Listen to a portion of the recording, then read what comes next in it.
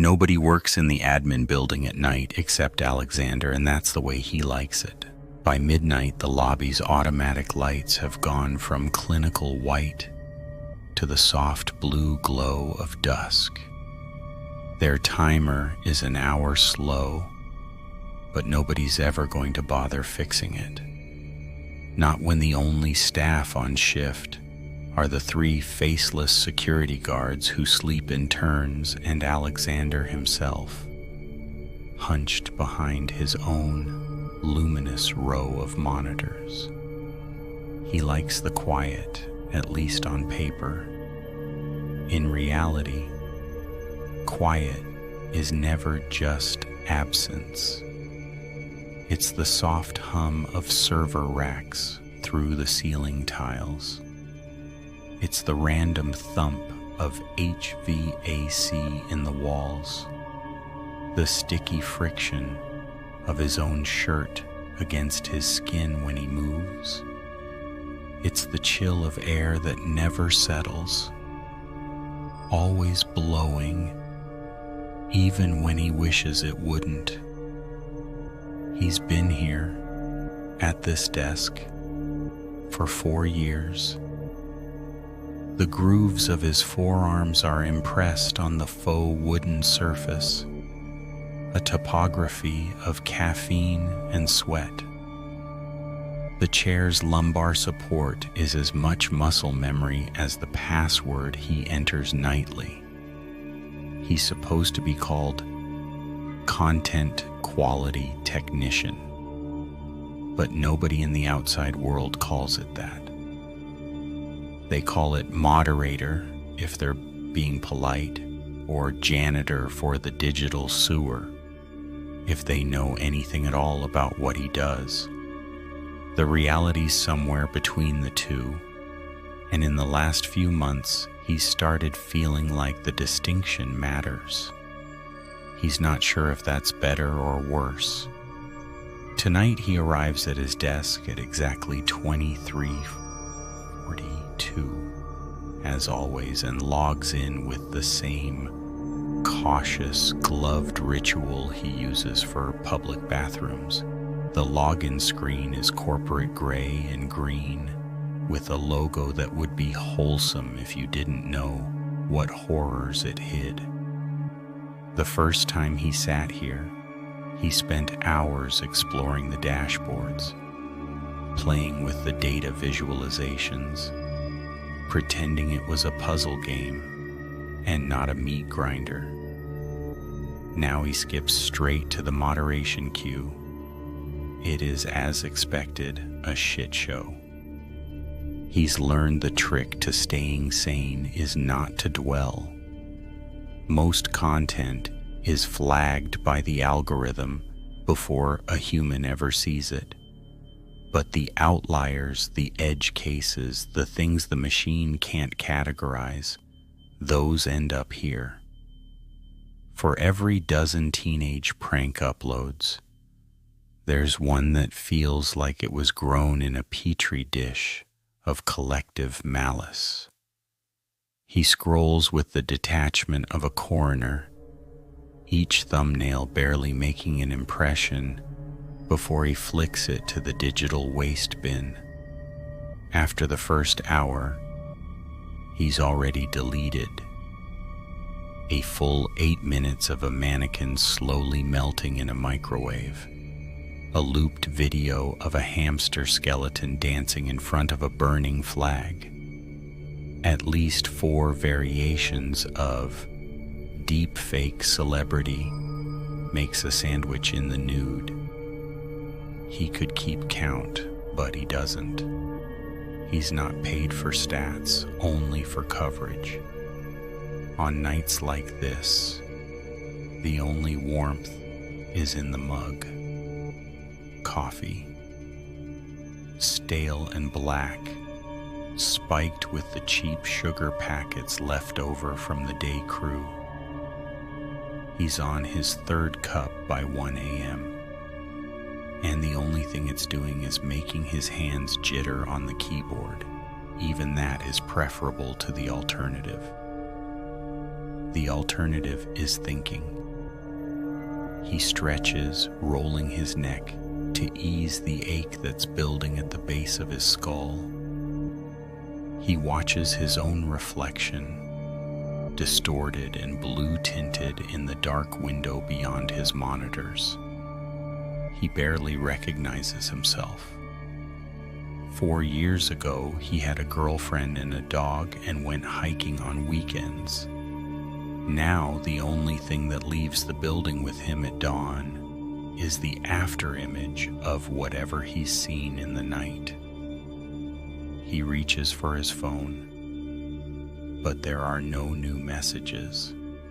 He puts it down. The screen leaves a greasy print on the desk. Sometime around 2, the silence changes. Alexander notices the change the way an air traveler senses turbulence before the seatbelt light flickers on. He can't pinpoint it at first. He sifts through the usual background noise. The vents, the fans, the far-off pulse of some cleaning machine left running in the halls. Nothing new. He lets it go. The queue refreshes. A new burst of reported streams populates the screen. Most of them have already been killed at the source. Thumbnails blank, except for red offline stamps. There's one, though that's different. Floor_8_cam, the title says. Viewer count, 0. Source, internal. His first thought is a prank or a test run by IT. He hovers over the thumbnail, waiting for something gross or funny or both. But the preview is just static, yellow tinted with no movement at all. He almost doesn't click, but then a flicker at the edge of the frame catches his eye. Some animal part of his brain logs it as wrong, even before his conscious mind forms a shape.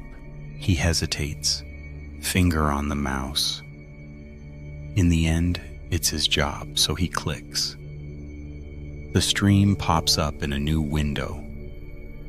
A hallway, warped and grainy, like from an old security camera, with wallpaper the color of old corn, and a carpet that looks soft enough to muffle footsteps.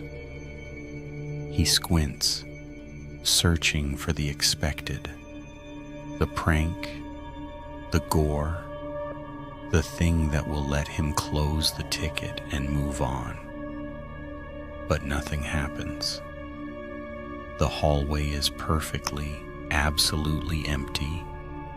He waits. 15 seconds, 30. The timestamp in the upper right corner matches his own computer clock to the second. There is nothing to see. He sips coffee, opens a second tab. Background check on the stream's source. It's routed through the building's own network, on a subnet he's never seen before. There's a note in the admin field, archived surveillance, do not delete. The ticket was flagged by the auto moderator for potential psychological harm, a catch-all category for things too weird or upsetting for any of the other tags. He could close it out with a note and be done. But as he toggles back to the stream, he sees the flicker again. This time, it's unmistakable. A brief, shuddering skip in the image, like a VHS that's been paused and unpaused too hard. The hallway is still empty, but he can't shake the sense that the camera is waiting for something. He shivers, not from the cold. The phone on his desk vibrates. Finally, a notification. It's from the building's automated alert system. Scheduled maintenance in progress. Expect brief power fluctuations. He looks up, scanning the ceiling for any sign of flicker or brownout. Nothing. The lights stay blue. The hum stays steady. He logs the message and returns to his work. But now the silence feels predatory, like the building is holding its breath. He tries to ground himself, returning to his inbox. He deletes a few dozen more flagged videos, most of them harmless or stupid or both. But the hallway stream keeps calling his attention, the way a headache keeps pulsing even when you try to ignore it. It's nearly 3 o'clock when he decides to mute it and minimize the window. There's nothing to see, he tells himself, just a dead feed, a clerical error. But even after it's off screen, he can feel its presence like an after image burned into his retina. He sips the last of his coffee. It's gone cold. The next time he blinks, he thinks, just for a moment, that the yellow of the hallway has seeped into the edges of his own vision.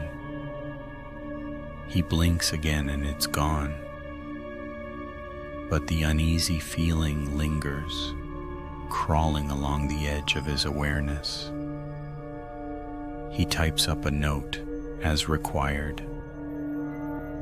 Possible internal stream, no policy violation, no action taken.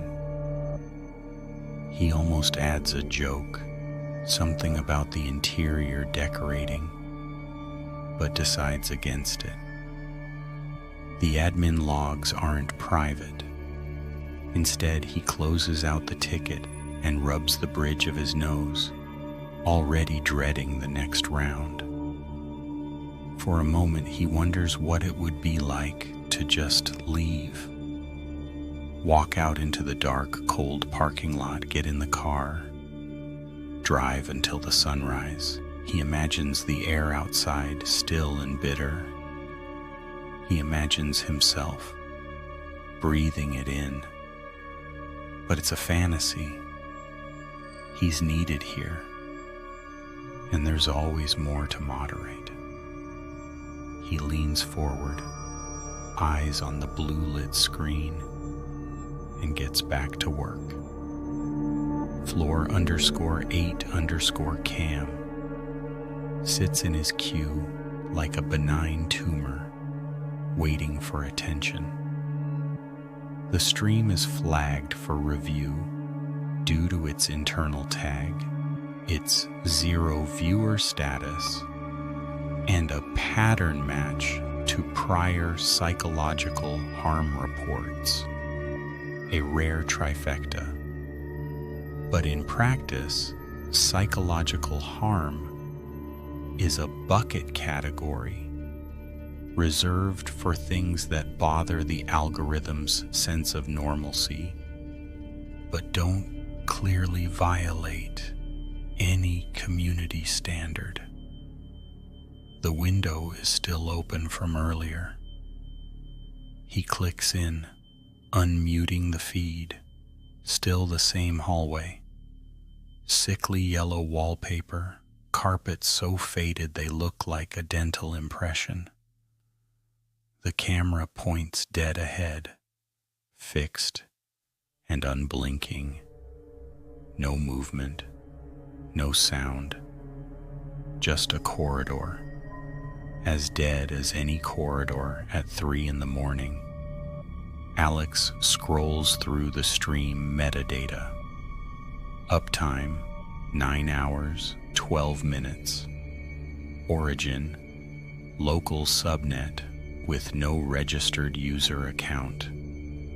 There's no comment history, no viewers, no uploaded chat logs. The bot must have picked it up on a routine scrape. He pulls up the admin dashboard and checks the node routing table. Floor_8_cam doesn't correspond to any current user, and the only hint of its origin is a MAC address in a format that suggests an old, repurposed machine, maybe even one of the basement relics from before the last office remodel. Probably some bored tech spooling up a prank, he mutters, fingers drumming on the desk. He's seen worse, much worse. At least it's not another decapitated animal or hate-fueled rant. If anything, he feels a twinge of gratitude for the blandness. The protocol for these situations is simple. Document, delete, move on. He's done it 1,000 times before. He fills out the anomalous stream report form, noting the lack of external viewers and the static, empty content. He clicks the checkbox to confirm permanent deletion. End of the line, he says quietly, watching the feed blink out to a neutral gray. The admin log autofills. Content removed. No further action required. He sighs, rolls his shoulders, and lets the flickering blue light wash over him. The digital waste bin is bottomless. The hallway has been erased like it was never there. He already feels the memory of it fading, replaced by the next flood of flagged content, same as it ever was. He scrolls on. There are more than enough nightmares to go around. The next time he comes up for air, it's past 5. The night outside is a frozen static. The windows painted a navy so dark it's almost black. The queue has thinned, but not enough to suggest sunrise is imminent. He clicks through the final backlog, fantasizing about the vending machines, stale Danish, and the first greasy light of dawn. Then, in the middle of another batch of flagged content, it happens. Floor_8_cam is back. Identical title, identical thumbnail. Same sickly wallpaper and dead-end corridor. Alex stares, jaw clenched. He's certain he deleted it. He even double-checked the admin log for closure. But the stream's ID is the same, down to the last character. For a moment, he wonders if he's losing his mind. He scrolls through the metadata. Uptime, exactly 3 minutes and counting. Source, internal. The log shows no intervening activity, no restore, no clone, no hint of admin override. He feels a flash of genuine irritation, edged with something like unease. He clicks into the stream, prepared to snuff it out again. But what he sees makes his scalp prickle. The hallway is still there, yellow as before, only now the perspective is subtly altered. The camera seems closer to the wall, and there's a new element in the frame. A deep, ragged gouge scored into the wallpaper. Raw drywall peeking through like bone beneath a wound. It runs from the floor to about chest height, as though something with claws or desperate fingers has made a pass at the surface. Alex checks the timestamp in the upper right. It matches his own system clock perfectly, even the seconds. He flips back and forth between the two displays, heart skipping. The video is not a loop. It is live right now, broadcasting from a hallway somewhere in the building. He tries to trace the origin again, digging into the subnet info. This time, the admin dashboard fights him. The MAC address is listed as unknown, and the device location is redacted, flagged only as internal device. He pings the IP. No response. He tries the block command, but the system stalls, then throws an error he's never seen. Access denied. Device critical.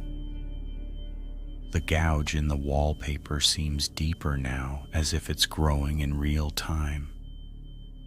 He watches, transfixed, as tiny flecks of yellow dust drift to the carpet and vanish in the low-res haze. He mutes the feed and checks the floor plan database. There is no active floor 8 in the building. His own office is on floor 10, and he's never visited anything below 6. The directory of floors in the system jumps straight from 6 to 10 as if those numbers have always been missing, but he's certain that floor_8_cam wouldn't exist unless there was a real physical location mapped to it. A headache starts, sharp and immediate, at the back of his head. He closes the stream again, but the thumbnail lingers in the queue, now with a thin red warning bar underneath. Live, internal. Alex rubs his eyes, trying to force the image out of his brain. He even stands, pacing the aisle between rows of empty desks, hoping motion will help. The chill in the room is worse now, like the building's HVAC is working overtime to make him uncomfortable. He wonders who or what is on the other end of that camera. The thought creeps in. What if it's watching him too? What if it knows he's watching? He returns to his seat, breathing shallow. He opens a new window, ready to write a formal complaint to IT. But then he stops. Who would believe him, even if he tried to explain? The logical move is to ignore it, mark it as a system glitch, and leave the escalation to the next poor soul on shift. He hovers over the delete button. The gouge in the wallpaper seems to pulse in the frame, jagged and obscene. He deletes the stream again. This time he doesn't look back. But even as he scrolls away, he can feel the echo of the hallway, stretching off into darkness, just out of sight. He wonders if it will be there when he returns. He lasts maybe 20 minutes before the urge to check the stream becomes overpowering. Floor_8_cam has returned, a weed in the moderation queue.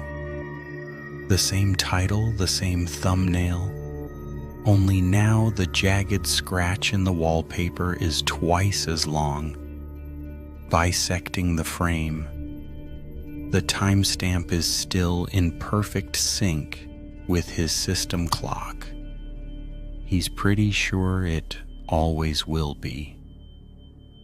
The more Alex stares at the freeze frame, the more he's sure he's seen that hallway before. Not in a literal sense, but the features are uncannily familiar. The heavy doors with the odd horizontal bars, the dust-matted carpet with a repeating geometric tessellation, the yellow wallpaper in a pattern so dated it loops back around to stylish. The memory gnaws at him, a worm in the pit of his stomach. He toggles to his second monitor and opens the facilities database.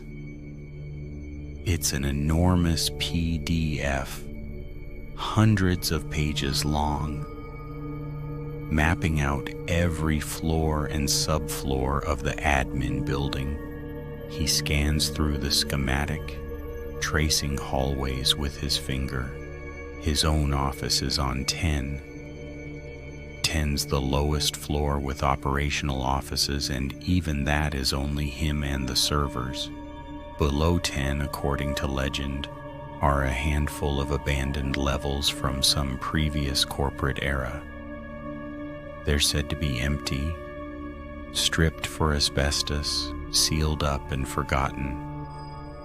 But there they are, in black and white. Floors 7, 8, and 9, labeled restricted, but with a full set of architectural blueprints intact. He flips to the page for floor 8. The corridor in the diagram is unmistakable, angled just so, with an inset where a fire exit curves out of view. He tabs over to the stream, freezes the frame, and aligns it with the schematic. It's a perfect match. He cross-references the carpet pattern. There's a facilities order log attached to the blueprint, and it lists the exact model in color, Prism Gold 1998. The fire alarms are the same, a chunky red model discontinued 20 years ago. Every detail is accurate. Every detail is real. He leans back, the vinyl of his chair squealing, and for the first time all night, his hands shake. The hallway isn't just some random corridor. It's here, in his own building, on a floor that's supposed to be completely sealed off. 2 stories directly below him, he feels the office shift around him as if the blue light has thickened and the walls have moved in. For a moment, he's aware of every cubic meter of space between himself and that floor. The dark, empty offices, the locked conference rooms, the unlit stairwells. If he stood up right now and walked to the elevator, he could be there in under a minute. He glances up at the ceiling, as if expecting to see a shadow pass by. The feed glitches again. Now the wallpaper is torn in 2 places, the gouges meeting in a sharp, unnatural angle. He watches the pixels twitch and resolve, feeling the urge to look away and the compulsion to keep watching locked in stalemate. He opens the admin log and types, hands trembling, active broadcast from floor 8, source device unknown, please advise. He hovers over the send button, then erases the message.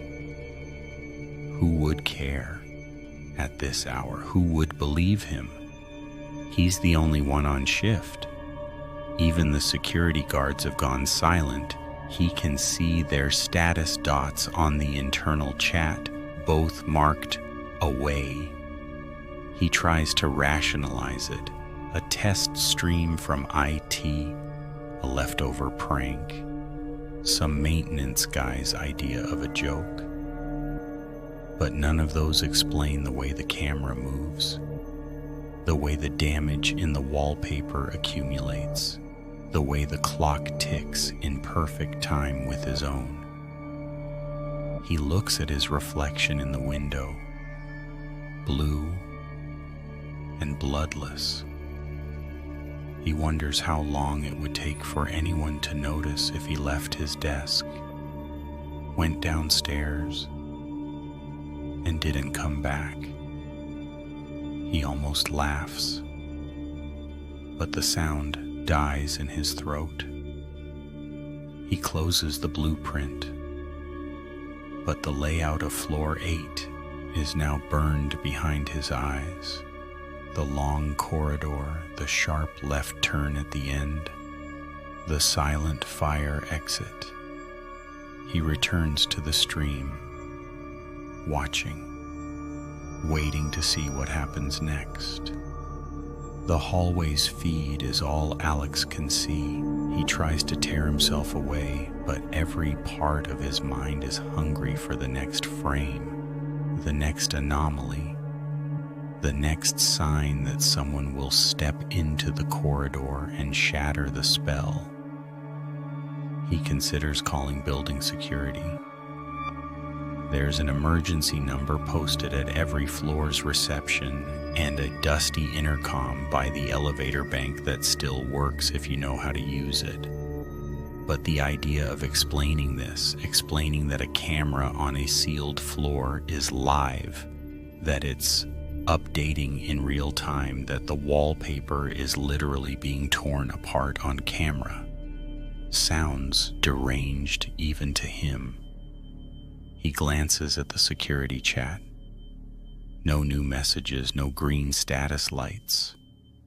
He swallows hard, clicks over to the stream. At first, it's empty. The deep gouges in the wallpaper look raw and fresh, as though the wall itself is sick. The static buzzes, faint but constant, a digital tinnitus. He nearly clicks away, just to break the spell, but then the feed stutters, freezes, and resumes. At the far end of the corridor, where the yellow walls curve left, something moves. It's not a person, not really. The shape is upright, but so impossibly tall and thin, it seems to scrape the ceiling. Its edges jitter, occasionally separating into 3 or 4 after images before snapping back together. It has no face, just a dark blur where a head should be, with the suggestion of shoulders so broad they nearly block the exit sign. The thing shuffles forward, stop motion smooth, its arms dangling at its sides. Each step is too long, covering meters at a time, but the movement is weirdly slow, like the camera is skipping frames, or time is refusing to play along. Alex feels his hands clamp the edge of the desk. He tries to rationalize some kind of costume, a trick with forced perspective, a lens artifact. None of it fits. The figure continues down the hall. Its body blocks the overhead lights, casting a long, strangled shadow over the ruined carpet. When it passes the fire alarm, the feed glitches again. This time, every pixel in the frame blurs, bleeding yellow and black in a slow-motion explosion. It stops at the fire doors. For a heartbeat, the thing just stands there, head bowed, as if listening. Then it turns, abruptly, and faces the camera. Even at this distance, Alex feels the weight of its attention like a hand on his chest. He's cold, sweating through his shirt, every hair on his arms standing straight up. The thing raises one arm, a slow, deliberate gesture, and pushes open the fire doors. The camera angle jumps, shuddering as if knocked sideways. For a fraction of a second, the image is all static. Then the doors close behind the figure with a heavy, echoing finality. The stream freezes, the timestamp locks in place. The warning bar at the bottom flashes red, then black. Connection lost. Alex jerks his hand away from the mouse. He stares at the dead feed, the black screen, reflecting his own shocked face. He expects the stream to reboot, for the hallway to repopulate, for the nightmare to resume its loop. But nothing happens. Just the hollow silence of the building and the whine of the monitors. He looks up at the ceiling again. He counts the floors between himself and the abandoned hallway. He doesn't move, doesn't speak, doesn't breathe. He waits, as if the thing in the stream is about to appear in the room with him. He's not entirely sure it won't. The office has never been quieter. Alex sits, bones locked in place, eyes on the blacked out monitor. He waits for the feed to come back, for the afterimage of the hallway to fade. But nothing happens, not even the usual server pings or automatic pop-ups. He feels like the building has sucked the air out of itself, preserving him in a vacuum. He listens, trying to find the thread of normality in the environment, the distant whir of servers, the constant low drone of the air conditioning, the tick of the second hand on the wall clock, measured and indifferent. He tries to use these sounds to drown out the memory of the thing in the hallway, but they only seem to amplify it. And then, abruptly, the AC cuts out. The silence is instantaneous, absolute. Alex's own heartbeat is so loud it drowns out every rational thought. The blue lights in the ceiling flicker, For a moment, the only thing he can hear is the faint electric whine from the monitors.